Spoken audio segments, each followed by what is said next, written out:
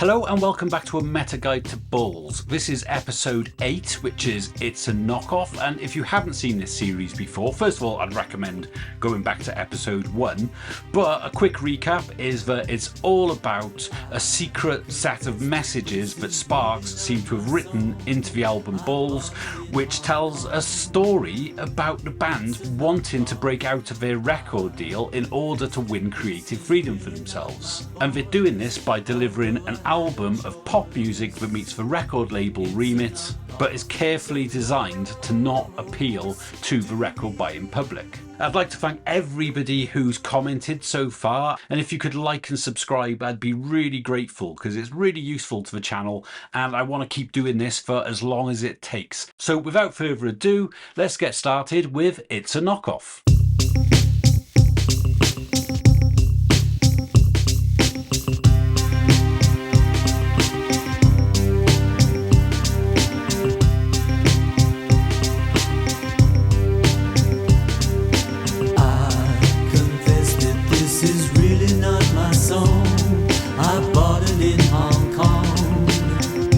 It's a knockoff. I confess that this is really not my voice, although I had a choice. It's a knockoff. The song starts with a really cool paradox. I confess that this is really not my song. So whose song is it then? Who would write a song and say that it's not theirs? And songs referring back to themselves is something that SPARKS do a lot, and they're really good at it. This is the number one song and the song will fade out. Yes, the song will fade out. It's the break in the song when I should say something special. I can't believe that you would fall for all the crap in this song. This song doesn't just reference itself, it criticises itself as a cheap knockoff, and in that sense it's a lot like Strange Animal that says this song shows no sign of a grander design and you're in need of a fix or a total remix. And here it's a knockoff, like a fake Rolex or cheap electronics from the Far East.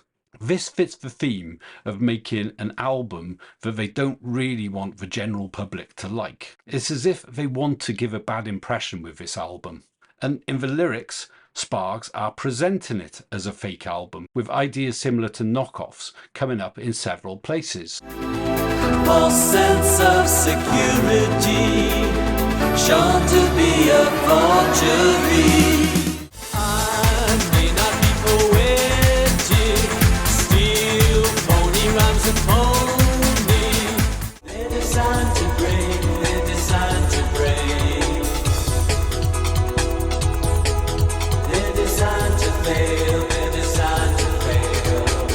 So as you can see, this is a recurring theme on the album, and it's best exemplified by the song It's a Knockoff. So it feels like this track couldn't fit on any other SPARKS album except for Bulls. But weirdly, it predates that album by 2 years.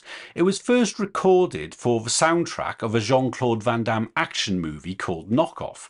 This was directed by former SPARKS collaborator and Hong Kong filmmaking legend Sue Hark. Originally, SPARKS were mooted to make the entire soundtrack to this film, but for whatever reason, all that came to fruition was this one song that was played over the end credits. So it's strange that a song that was written for another project comfortably fits what I've been saying throughout this series. But if Bulls was a kind of rush job that was at least made in part to distract their record company while they were working on Little Beethoven, then it would have made sense to have taken an old song and to reuse it on their new album. In that sense, you could say that it was padding out the album.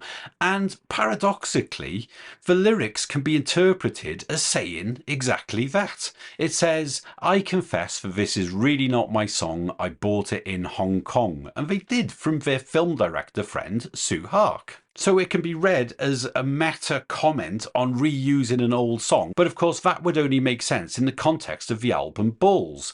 You couldn't infer the same meaning when it was first released on the soundtrack to Knockoff. So if I'm right with that interpretation, then Sparks would have had to have planted that seed 2 years earlier and waited for it to come to fruition, all for a joke that only Ron and Russell Mael understand. And there's an even more intriguing explanation for what they're saying here. The word knockoff has another definition, and that means to rob, like knock off a bank. So what if this song is a kind of robbery? The official story goes that they were supposed to record the entire soundtrack, but it was rejected.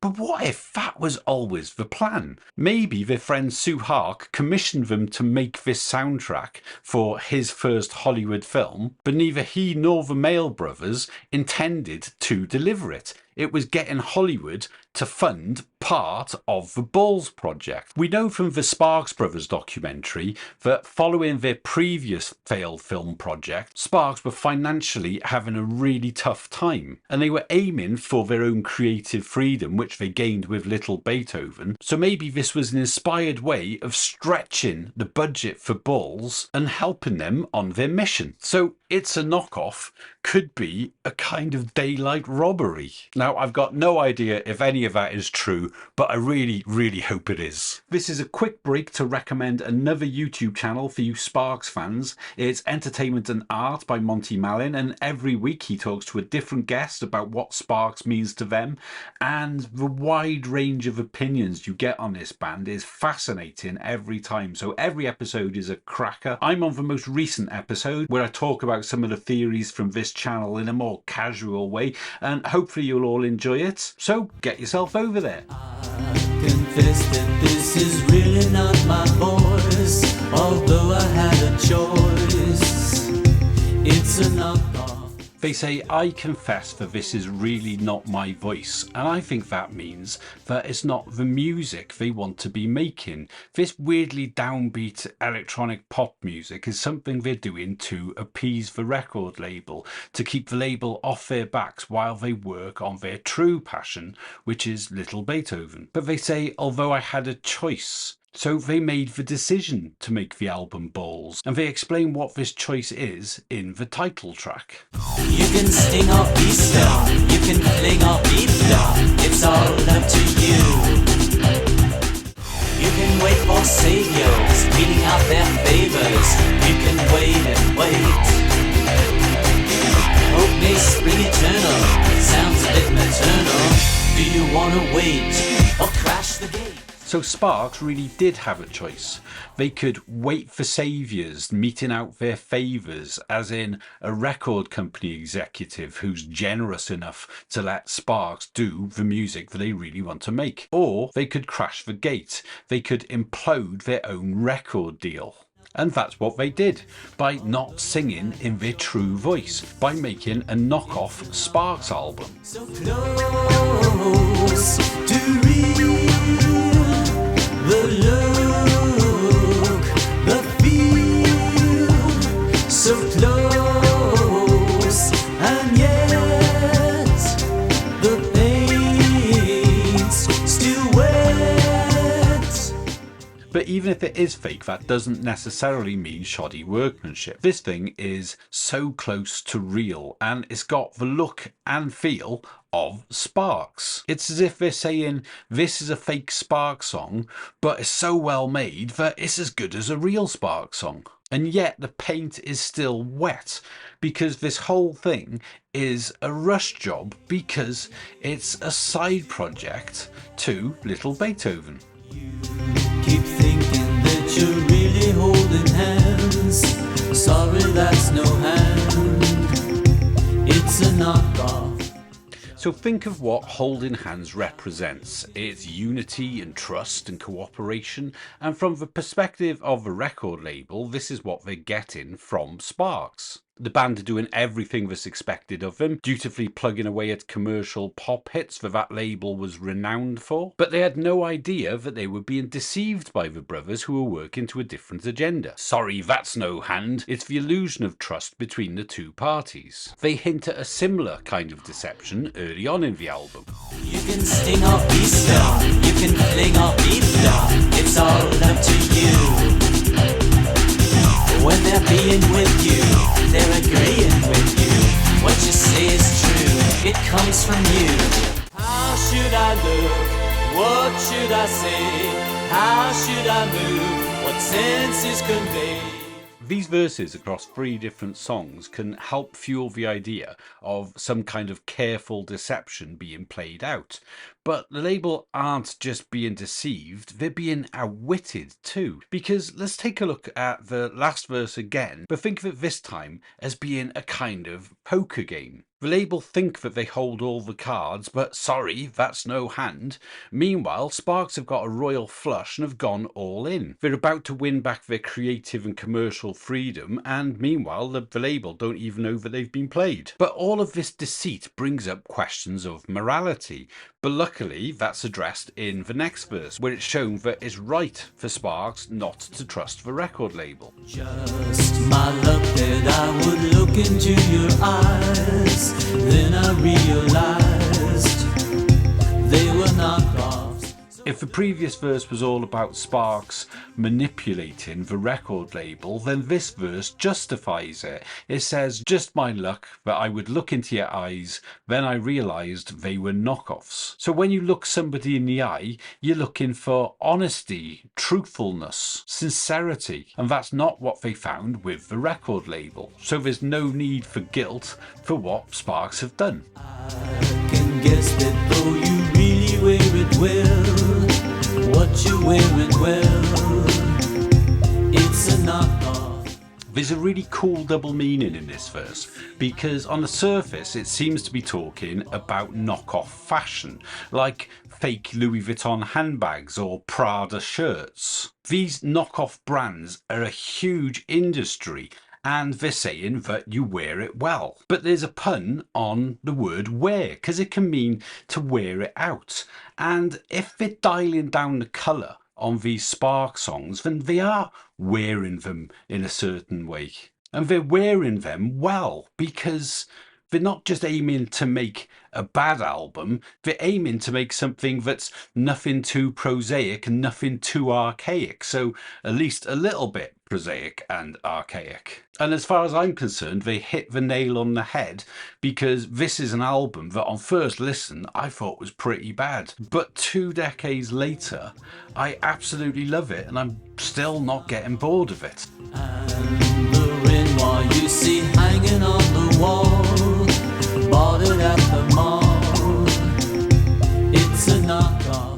I love this verse, and on the surface of it, it sounds really negative. It's quite downbeat, like a lot of the subject matter on the album Bulls. So a mall-bought Renoir could never match an original, so it seems to speak of a kind of crash commercialisation. But then let's look at that chorus again. So close to real, the look, the feel. It sounds like the point of the song is that this is a knockoff of extremely high quality. If you bought a Renoir from the mall and it was so close to real and it had the look and feel of a real Renoir, then effectively you've got a real masterpiece on your hands. Many people watching this video will have classic art on their walls, and it won't be the original, but they'll still cherish it regardless of where they bought it from. So to bring it back to music, because I think Sparks are always singing about their own music, I think they're saying that the album Bulls is akin to Renoir, and I think that's because it's a masterpiece. Now, that might sound like I'm contradicting all this talk about dialing down the colour and intentionally wanting to alienate people, but the message of this album is as strong as anything else that Sparks have done. Every line of the album pushes Sparks somewhere new and gives reasons why they're doing this crazy thing. It explains why Bulls sounds the way it does. So they've put as much integrity into the album Balls as they have anything else, despite it being a side project that they did quickly. So it's a true masterpiece, and you buy it from the mall, just like a Sparks CD.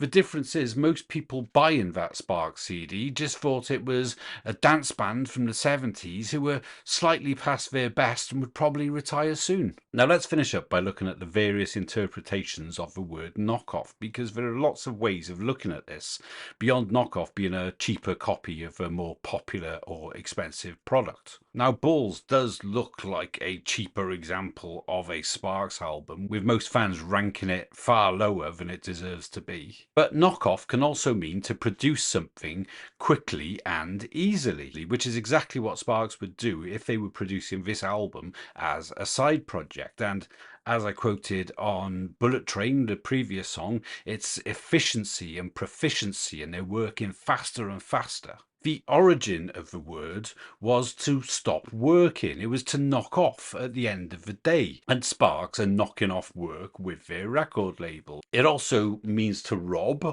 And there's an outside chance that some of this album was recorded seemingly under the guise of the soundtrack to the movie Knockoff. And the last one is probably the most interesting, and that is to knock off, as in to kill, as in a mobster or a hitman would knock someone off. And this is a precision killing for Sparks, because they're killing off version 1 of the band. They're killing off the Sparks that interacted with the rest of the music scene. And after this, they would become their own entity. They would become their own scene, making this album the ultimate hit job. So let's wrap it up there, and thank you very much to everybody who's continued watching this far in, and I hope I've given you lots of things to think about. There are lots of other things that can be said on this song, and I'd love to hear what you think of it. If you could like and subscribe and hit the notify bell, all those things. I hope you return soon, where I'll be talking about the song Irreplaceable. So have a great day, everybody. Goodbye.